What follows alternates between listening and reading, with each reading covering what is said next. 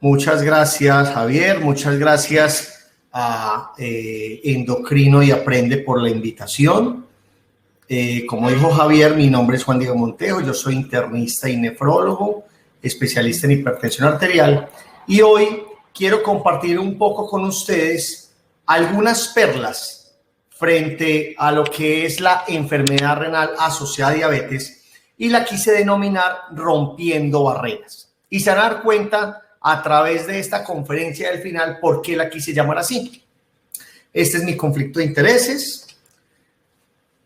Cuando uno se enfrenta a un paciente con diabetes y enfermedad renal, se suscitan dos preguntas. Una, ¿qué es vivir con diabetes y enfermedad renal?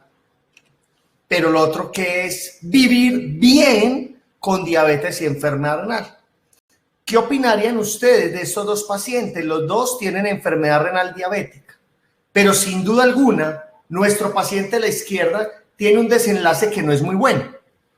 La pregunta es, ¿cuáles son las barreras que impiden que este paciente viva como este paciente? Cuando nosotros hacemos algunos foros y hago esa pregunta a los actores de la salud, médicos, enfermeras, casi todos responden: doctor, es que es por el paciente que no se toman los medicamentos, es que no va el nutricionista, es que el asegurador tiene la culpa, es que el asegurador no me deja pedir tales exámenes, es que este es un país muy pobre. Pero casi nadie dice que los médicos también somos una barrera, que no hay duda que existe una gran inercia a todos los niveles. Inercia desde el enfoque diagnóstico y manejo integral de los pacientes. Por eso es que a través de esta ponencia vamos a hablar de lo que ha sido la evolución de la enfermedad renal diabética en varios tópicos, empezando por el concepto y terminando en el tratamiento integral. No hay duda que la enfermedad renal asociada a diabetes es la principal causa de enfermedad renal terminal en la mayoría de países de altos y medianos ingresos. Es la principal complicación microvascular de la diabetes. Recordemos que la diabetes tiene unas complicaciones macrovasculares y unas complicaciones microvasculares. La enfermedad renal diabética hace parte de esas complicaciones microvasculares junto a la retinopatía y neuropatía diabética. Pero empecemos por la evolución en los conceptos. Hace un tiempo a esta enfermedad se le denominaba nefropatía diabética. Ya no la llamemos más nefropatía diabética. La nefropatía diabética es un término absolutamente histológico, caracterizado por el engrosamiento de la membrana basal glomerular, la proliferación mesangial, los nódulos de Kimmel-Steel-Wilson y lo que nadie quiere, la fase final, lo que ya es la esclerosis glomerular, la fibrosis túbulo-intersticial.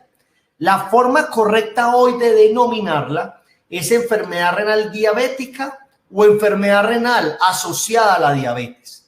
Y obviamente la enfermedad renal diabética hace parte de las causas de la enfermedad renal crónica.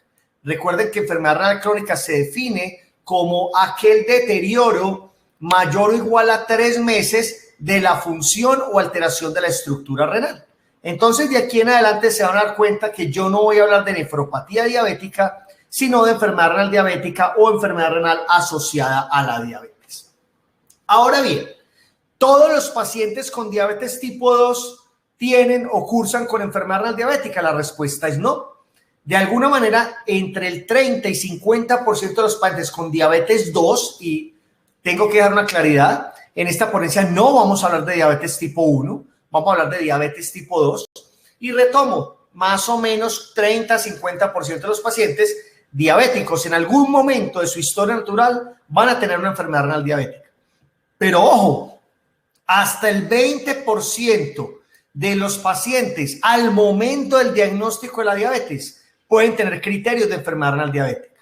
¿De qué depende que un paciente tenga una enfermedad renal diabética? Depende de muchos factores.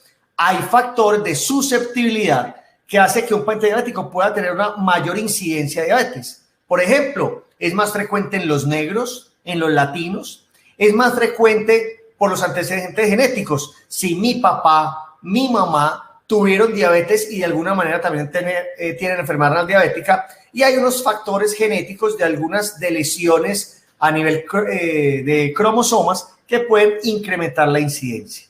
Y ya lo dije, la diabetes tipo 2 es la principal causa de enfermedad renal crónica terminal o estadio 5 en la mayoría de países del mundo, incluido Colombia. Pero miren también lo que ha sido la tendencia de las complicaciones macro y microvasculares asociadas a la diabetes. Si ustedes miran, las complicaciones macrovasculares en el tiempo vienen disminuyendo, cosa que no sucede con la enfermedad renal crónica terminal, donde ustedes se dan cuenta que el número de eventos por 10.000 habitantes es igual a través del tiempo. Pero ¿qué pasa? Usted diría, entonces de 1990 a 2010, el número de enfermos renales terminales por diabetes es el mismo. Y la respuesta es no. El número absoluto es mayor, por una sencilla razón, porque a hoy hay muchos más diabéticos tipo 2 que hace 20 años. La prevalencia de la diabetes se está acercando casi que a un 10% en el mundo. Entonces, en números absolutos, hoy tenemos muchos más enfermos renales terminales por diabetes enfermos renales terminales asociados a la diabetes. Pero, ¿qué pasa en Colombia? ¿Tenemos datos en Colombia? Y la respuesta es sí. En el 2008 se empezó a través de la cuenta alto costo a exponer lo que sucedía en términos de la enfermedad renal crónica y se empezó a publicar qué número de pacientes tenían enfermedad renal crónica, hipertensión, diabetes o estaban en diálisis. Por ejemplo, para el 2008 teníamos en la cuenta de alto costo 21.500 pacientes. Hace alrededor de un mes se publicó la última descripción de la cuenta alto costo que incluía los pacientes de junio del 2019 a junio del 2020. Y miren tan interesantes los datos. En términos de pacientes con enfermedad renal crónica, más o menos 900.000 pacientes tienen criterios de enfermedad renal crónica. Ojo, es una cifra baja si consideramos que el 10% aproximadamente de la población en el mundo debe tener criterios de enfermedad renal crónica. O sea, en Colombia debería haber en esa cuenta de alto costo alrededor de 4 millones de personas. Sin embargo, no hay duda que seguimos teniendo un subregistro, pero hemos mejorado.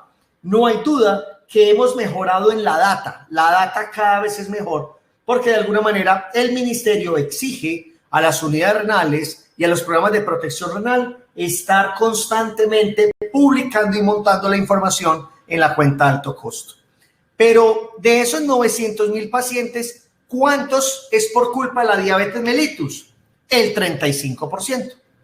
O sea, la mayoría, o digamos que la primera causa de enfermedad renal crónica en Colombia es la hipertensión y la diabetes mellitus. Pero vámonos para otro escenario, y es los pacientes con enfermedad renal crónica de acuerdo a su estadio. Y miremos los pacientes en terapia de reemplazo renal, diálisis, trasplante. Casi 40.000 pacientes. Recuerden que en el 2008 había 21.000. O sea, en un periodo de 13 años se ha duplicado la población con enfermedad renal terminal, por lo menos descrita en la cuenta de alto costo. Estos pacientes, vuelvo y repito, están en hemodiálisis, diálisis peritoneal o trasplante, y de ellos el 42% es por culpa de la diabetes mellitus. Es decir, por un poco menos de la mitad de los pacientes en diálisis por culpa de la diabetes mellitus. O sea, el 42% de las personas que están en alguna terapia de reemplazo renal es por culpa de la diabetes mellitus. No hay duda que cuando enfrentamos a un paciente con enfermedad renal diabética y le preguntamos al paciente, amigo, ¿usted a qué le tiene miedo? Probablemente lo primero que le dice, doctor, no me deje llegar a diálisis. Siempre hemos pensado que el principal desenlace de la enfermedad renal diabética o de la enfermedad renal crónica de cualquier etiología es la llegada a terapia de reemplazo renal. Y no hay duda que la enfermedad renal crónica terminal produce una gran disminución de la sobrevida. Es una gran causa de discapacidad y deterioro de la calidad de vida.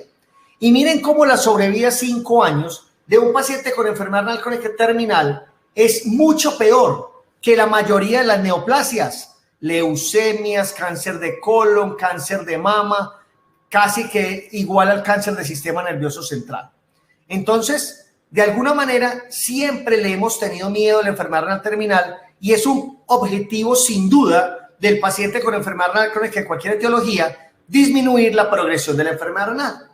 Pero ¿qué pasaría si yo les dijera que hiciéramos un alto en el camino y les dijera que de 100 pacientes con enfermedad renal crónica, solamente el 10% llegan a una enfermedad renal terminal?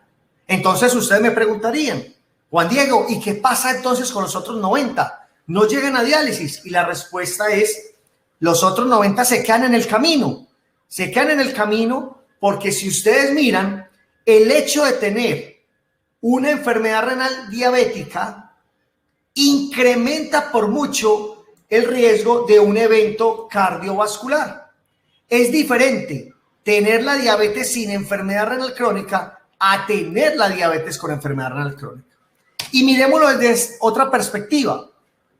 Por cada disminución de la tasa de filtración glomerular o por cada incremento de la albuminuria, vamos a tener un incremento en los desenlaces cardio-cerebrovasculares. Y miremoslo aquí en otra perspectiva. Miren cómo se incrementa el riesgo de un evento cardio-cerebrovascular en la medida en que se avanza a través de los estadios de la enfermedad renal crónica, y miren cómo se incrementa el riesgo cardiovascular en la medida en que avanzamos en los estadios de albuminuria. Dicho esto, también hay que anotar que cuando uno mira los diferentes estudios pivotales que se han hecho en enfermedad renal diabética, hay una gran incidencia y prevalencia de pacientes con falla cardíaca. Y si uno mira esta tabla de estratificación de riesgo del SABOR-TIMI, se da cuenta que los marcadores de enfermedad renal, como tasa de filtración glomerular o nivel de albuminuria, inciden en la aparición y progresión de la falla cardíaca. Entonces, no hay duda, colegas, que la enfermedad renal crónica, diabética o no diabética, es una amplificadora del riesgo cardiovascular. Dicho esto, entonces, también uno podría decir, Juan Diego, ¿y cuál es el riesgo cardiovascular de un paciente con enfermedad renal crónica que no exprese que haya tenido una enfermedad cardiovascular establecida? Y si ustedes miran este mapa de calor de las guías KDIGO con la clasificación de la enfermedad renal, que debe tener en cuenta la tasa de filtración glomerular por un lado y la albuminuria por el otro lado, se da cuenta que los colores se refieren a dos cosas. Uno, al riesgo de progresión de la enfermedad renal crónica, pero también al riesgo cardiovascular. Y si uno se devuelve la cuenta alto costo, uno se pregunta, esos 900,000 pacientes reclutados en la cuenta alto costo, ¿en qué estadios de enfermedad renal están? La mayoría, más del 50%, están en estadios 3A, 3B, 4 y albuminurias A2 y A3. O sea, ¿dónde está este círculo verde? ¿Qué quiere decir eso? Cuando uno extrapola eso a las guías europeas de diabetes, prediabetes y riesgo cardiovascular, que el grueso de nuestros pacientes con enfermedad renal crónica establecida están en alto o muy alto riesgo cardiovascular. Dicho esto, entonces, colegas, nuestros pacientes con enfermedad renal diabética que ya tienen menos de 60 mililitros por minuto o más de 30 miligramos por gramo, indiscutiblemente ya están en alto o muy alto riesgo cardiovascular. Siempre nos habían dicho, o siempre no, desde un tiempo para acá nos dicen que no hay diabéticos tipo de bajo riesgo, que son de moderado, alto, muy alto. Pero yo aquí les puedo decir, hablando de enfermedad renal diabética establecida, no hay ni bajo ni moderado riesgo, son de alto y muy alto riesgo. Entonces, no hay duda que los objetivos del tratamiento del paciente con enfermedad renal diabética no es solamente disminuir la progresión de la enfermedad renal, también es disminuir los desenlaces cardio-cerebrovasculares. Por eso nuestros programas no se deberían llamar programas de nefroprotección, sino programas de nefro y cardioprotección, o para que los cardiólogos no se sientan ofendidos, programas de cardio-nefroprotección. Pero entonces, ¿cómo diseño la estrategia? ¿Cuál es la estrategia para lograr esos objetivos? Para disminuir la progresión de la enfermedad renal, pero también para disminuir los desenlaces cardio-cerebrovasculares. Entonces, de alguna manera, aquí seguimos rompiendo barreras. Y esas barreras las tenemos que romper a través de un tamizaje adecuado, conociendo la fisiopatología de la enfermedad renal, ajustando el perfil de los pacientes y sabiendo hoy, a la luz de la medicina y la evidencia, cómo debe ser el tratamiento integral de un paciente. Empecemos por algo, y es que la historia natural de la enfermedad renal diabética ha cambiado. Cuando yo estaba en la universidad, hace ya algunos años, siempre se nos dijo que el curso natural de la enfermedad renal diabética empezaba por la hiperfiltración, seguía con la microalbuminuria, luego la macroalbuminuria, luego la disminución de la tasa de filtración glomerular y por último la llegada a una enfermedad renal crónica terminal. Pero resulta y sucede que muchos clínicos se encontraron con una sorpresa, y es que tenían pacientes diabéticos con deterioro de la tasa de filtración glomerular, pero sin albuminuria. Les hacían una biopsia renal y, oh sorpresa, tenían cambios histológicos compatibles con nefropatía diabética. Nódulos de Kimmel-Wilson, engrosamiento de la membrana basal glomerular, proliferación mesangial, etcétera, etcétera. Por eso es que hoy conocemos que hay dos fenotipos de la enfermedad renal diabética. La más común, que es el fenotipo albuminúrico, que sigue casi que ese curso tradicional de la enfermedad renal diabética, y un curso o un fenotipo no albuminúrico, que es sin albuminuria y que muchas veces se debe a que este paciente diabético comparte otras comorbilidades que ocasionan que no haya albuminuria. Por ejemplo, la nefropatía isquémica, la aterosclerosis avanzada, la hipertensión de difícil manejo, que ocasiona que haya un fenotipo no albuminúrico. No hay duda que una de las barreras que tenemos que vencer es el tamizaje temprano. Es increíble que a nosotros los nefrólogos nos lleguen pacientes diabéticos de más de 10 años de evolución con creatinas de 3 y más, donde uno les dice, hágame un favor, muéstreme sus exámenes de función renal previos. No, doctor, es que a mí nunca me habían hecho eso. Nunca me han hecho eso. Y examen de albúmina en orina, ¿eso qué es? Oftalmólogo, no, a mí nunca me han mandado por allá con más de 10 años de evolución. No hay duda entonces que es responsabilidad de todos los equipos de diabetes y sus complicaciones de hacer un tamizaje temprano. Muy sencillo, al momento del diagnóstico de la diabetes tipo 2 y luego cada año. Y muy fácil, creatinina sérica, relación albúmina creatinina en orina ocasional, recomendación con una clase nivel 1A. Y una vez yo tengo la creatinina y tengo la relación albúmina-creatinina, yo procedo con esas dos variables a hacer la clasificación de la enfermedad renal diabética o enfermedad renal crónica, donde uno lo que tiene que decir es una enfermedad renal crónica asociada a diabetes, estadio, lo que sea, 3A, A2. Si el paciente tiene 50 mililitros por minuto y tiene 100 miligramos por gramo, ese paciente tendrá una enfermedad renal crónica estadio 3A, A2.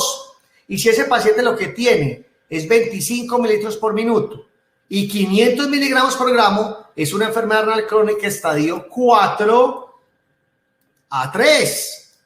Entonces, es fundamental hacer tamizaje temprano y clasificación. Pero miren esto, miren que yo les digo, esa barrera tan grande que no hemos podido tumbar, que es el tamizaje temprano, pero si yo les digo, ese diagnóstico no es tan temprano, para que se incremente el valor de creatinina, es porque ya tenemos unos problemas enormes a nivel celular. Ya hay necrosis, apoptosis y muerte celular. La albuminuria es un marcador más temprano que el incremento de la creatinina. Sin embargo, ya lo dije, no todos los pacientes se incrementa la albuminuria. Entonces, en eso es de ideas, en nefrología tenemos una escasez de biomarcadores que nos digan que hay una enfermedad renal diabética en un estadio temprano. Ojalá cuando empieza todo el proceso de isquemia celular.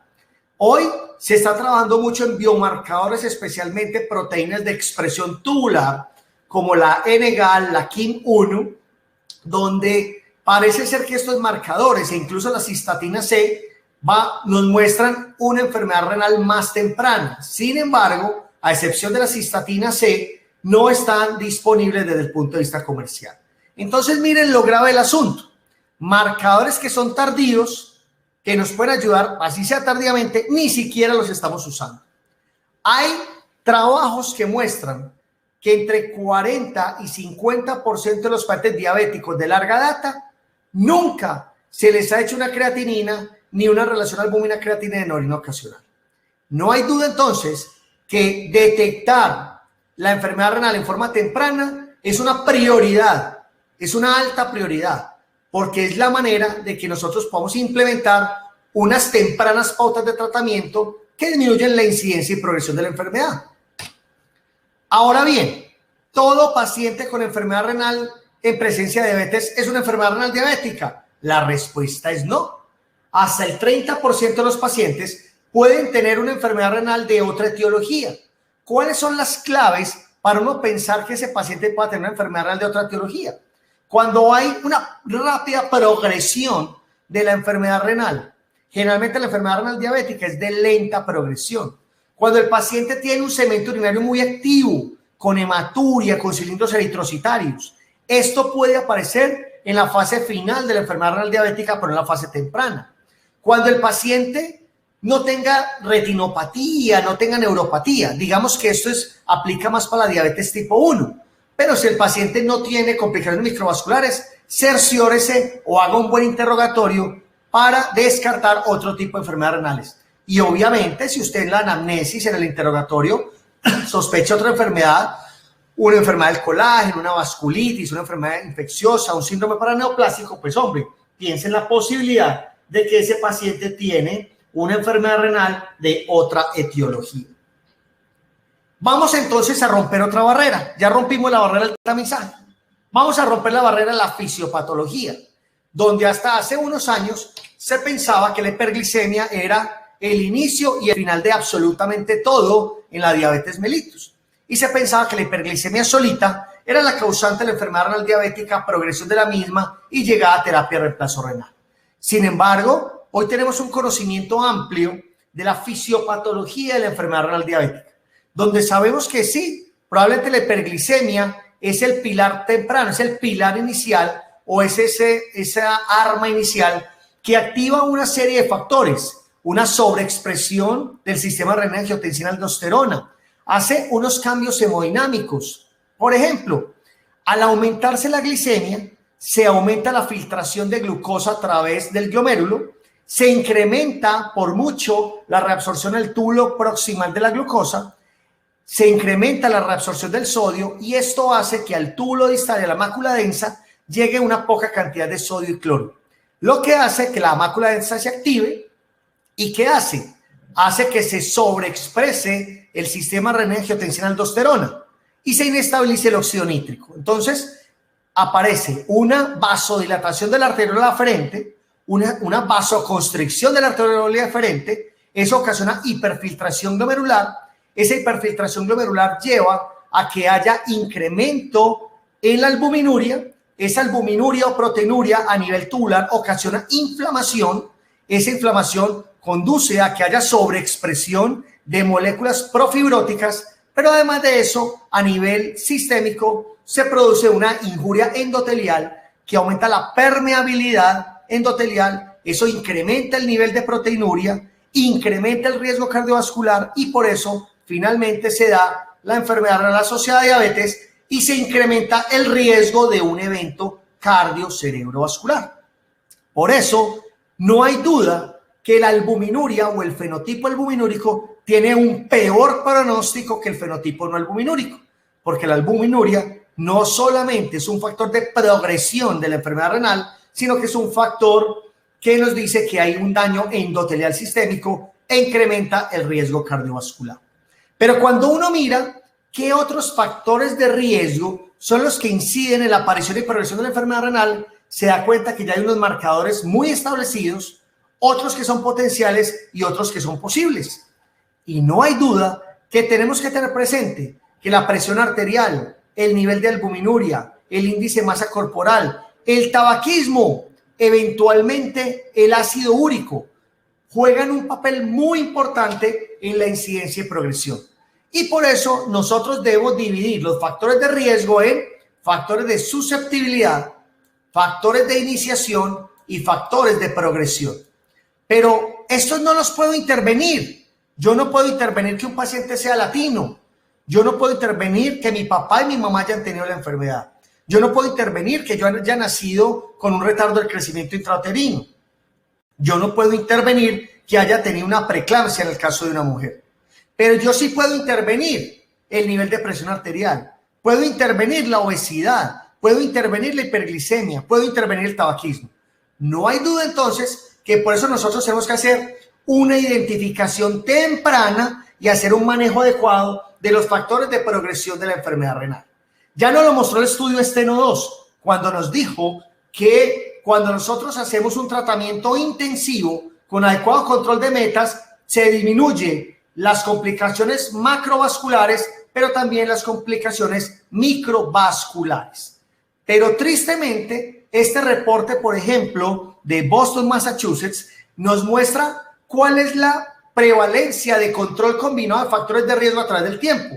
Y uno esperaría que estas columnas fueran así. Y miren que no, es una columna absolutamente plana, donde menos del 25% de los pacientes logran un control combinado de factores de riesgo. O sea que hay que romper la barrera de la identificación y control de los factores de riesgo.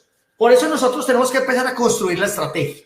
Y tenemos que entender que el enfermo renal diabético tiene muchos matices muy diferentes, donde hay que perfilar el paciente.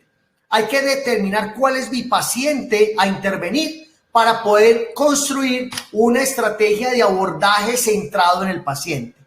¿Cuál es su nivel de tasa de filtración, de albuminuria, de presión, de lípido, de ácido úrico, de glicemia, su índice de masa corporal, si tiene o no tiene enfermedad establecida, cuál es su riesgo cardiovascular, etcétera, etcétera? Y con eso yo construyo la estrategia. Una estrategia que pasa por un tratamiento no farmacológico y uno farmacológico, pero ojo, en un buen equipo. Aquí hay que aprender a trabajar en equipo. Los pacientes tienen que estar en programas adecuados de seguimiento con médico general, médico de familia, internista, nefrólogo, cardiólogo, endocrino, nutricionista, médico del deporte, psicólogo, trabajo social, coach. O sea, armar un buen programa con unos buenos indicadores de gestión del riesgo. Y quise traer esto a colación y lo traje directamente del texto de las guías europeas de hipertensión, donde dice: nosotros pensamos que los gobiernos, los profesionales de la salud necesitan pasar más tiempo educando al paciente y reforzando la modificación de estilos de vida más que simplemente llenando prescripciones de medicamentos. Entonces, ojo, doctores, hay que seguirle trabajando al tratamiento no farmacológico. Y se viene el tratamiento de los factores de riesgo, todos los que mencionamos, donde es clave que nosotros tenemos que establecer, 1, una meta de manejo y 2, un agente de elección. Pero es igual cualquier cosa. En hipertensión es lo mismo poner un beta bloqueador, un calcioantagonista, un bloqueador del RAS. Entonces, la hipertensión en enfermedad renal diabética nos ha mostrado unas lecciones muy interesantes en el tratamiento de la hipertensión y la enfermedad renal diabética, donde sin duda las guías europeas de hipertensión, el último JACC de los Estados Unidos, nos ha mostrado cómo los pacientes con diabetes de alto riesgo y los diabéticos con enfermedad renal crónica, especialmente proteinúricos, deben tener una presión arterial, ojalá, menor a 130/80. Pero ojo, no pensemos solo en el diabético como progresión de la enfermedad renal. Pensemos en el diabético como un paciente de alto y muy alto riesgo cardiovascular, donde sin duda el riesgo cardiovascular es el que denota de alguna manera también la cifra menor a 130/80. Pero así también pensemos que hay un piso donde ojalá no lo superemos, porque presiones arteriales muy bajas, especialmente por debajo de 110-120 de sistólica o por debajo de 60-70 diastólica, infieren o tienen una injerencia en el incremento de eventos cardiocerebrovasculares. Lo otro es los agentes de elección. No hay duda que los bloqueadores del sistema renina-angiotensina-aldosterona son los medicamentos de elección en la enfermedad renal crónica de fenotipo proteinúrico diabético y no diabético, porque nos han mostrado, 1, que disminuyen la presión arterial, 2, que tienen propiedades antialbuminúricas y 3, que inciden en todo el continuum de la enfermedad renal, disminuyendo la progresión de la enfermedad renal. Pero además de eso, los bloqueadores del RAS tienen una disminución en la incidencia y progresión de la falla cardíaca. Por eso tenemos unas lecciones muy interesantes hasta aquí. Y es que, ¿cuáles son las dos piedras angulares del tratamiento de la enfermedad renal diabética? 1, la identificación y manejo de factores de riesgo. 2, el uso de bloqueadores del sistema renina-angiotensina-aldosterona. Sin embargo, así todo, así cumplamos con esos dos pilares del tratamiento, sigue existiendo un riesgo residual que lo que nos hace decir es que todavía nos faltan intervenciones por hacer para lograr los dos objetivos grandes que nos trazamos en el paciente con enfermedad renal diabética. Desde el año 2007 hasta el año 2015 no había aparecido ninguna intervención con éxito que consolidara alguna de estas terapias como el tercer pilar de tratamiento de la enfermedad renal diabética. Pero aparece el manejo de la hiperglicemia, donde tenemos que tener unas connotaciones especiales. Y es que el riñón participa activamente en el metabolismo de la glucosa, como lo hablamos ahorita en la fisiopatología. El riñón puede alterar la farmacocinética de los medicamentos. Y sin duda alguna, la enfermedad renal crónica puede tener una mayor incidencia de hipoglicemias y de variabilidad glicémica. Por eso es que nosotros, cuando vamos a determinar el manejo de hiperglicemia en un paciente con enfermedad renal, tenemos que mirar cuál va a ser la meta de manejo en términos de hemoglobina glicosilada. Por eso a mí no me gusta cuando la gente dice, abandonemos el enfoque glucocéntrico. No, pienso que es un término inadecuado, porque la glucosa también hay que tenerla en cuenta. Más bien, cambiemos el enfoque hacia un enfoque holístico con una mirada hacia varios factores de riesgo, donde uno de ellos es la hiperglicemia. Pero, ¿cuál sería entonces la meta de un paciente con enfermedad renal crónica? Depende del riesgo de hipoglicemia del paciente.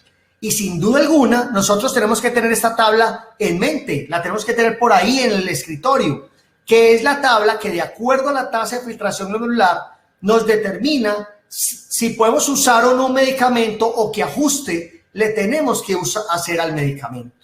Entonces, dicho esto, y una vez que nosotros determinemos cuál es la meta de manejo o la meta de hemoglobina glicada del paciente, nos hacemos una segunda pregunta, y es, ¿cuál es el mejor antidiabético para el diabético tipo 2 con enfermedad renal? Y la respuesta es, depende de qué. Depende del perfil del paciente, de la meta que yo me trace y de la medicina basada en la evidencia. No hay duda que desde el año 2013 hasta la fecha hemos tenido una avalancha de estudios muy interesantes con inhibidores de PP4, agonistas GLP-1 e inhibidores de SGLT2, con una serendipia. Y es que los estudios se hicieron para mirar seguridad cardiovascular, pero nadie se esperaba que los inhibidores de SGLT2 y los agonistas de GLP-1 de origen humano no solo mostraban ser seguros desde el punto de vista cardiovascular, sino que disminuían los desenlaces cardiovasculares, algunos de ellos lo que se denomina el triple MACE. Y aunque estos primeros estudios pivotales, no su desenlace primario o su punto de desenlace primario no eran los desenlaces renales, sí eran desenlaces secundarios y, oh sorpresa, los inhibidores de SGLT2 mostraron una disminución muy interesante de la albuminuria. Los agonistas de GLP-1 de origen humano también mostraron disminución de la albuminuria, pero los inhibidores de SGLT2 mostraron un retraso en la progresión de la enfermedad renal crónica cuando se hablaba de duplicación de la creatinina como la variable de estudio. Esto hizo que en 2019 se publicara un primer metaanálisis, incluyendo al estudio CREDENCE, que fue el primer estudio con inhibidores de SGLT2 hecho exclusivamente en una población de enfermedad renal diabética, y esto consolidó a los inhibidores de SGLT2 como unos medicamentos que disminuían no solamente los desenlaces cardiovasculares, sino los desenlaces renales, empezando por disminución del albuminuria, progresión de la enfermedad renal, llegada a terapia de reemplazo renal o muerte de origen renal.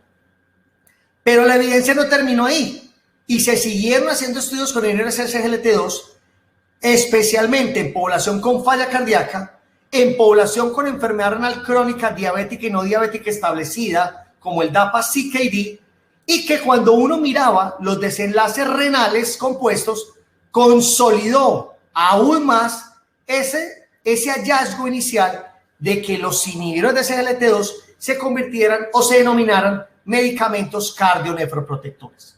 Esto hizo que las guías KDIGO del año 2020 nos consolidaran la pirámide de los pilares de tratamiento, donde reforzaba la identificación y manejo de los factores de riesgo, pero en términos de estrategia farmacológica puso a los inhibidores de SGLT2 al mismo nivel de los bloqueadores del sistema renina-angiotensina-aldosterona.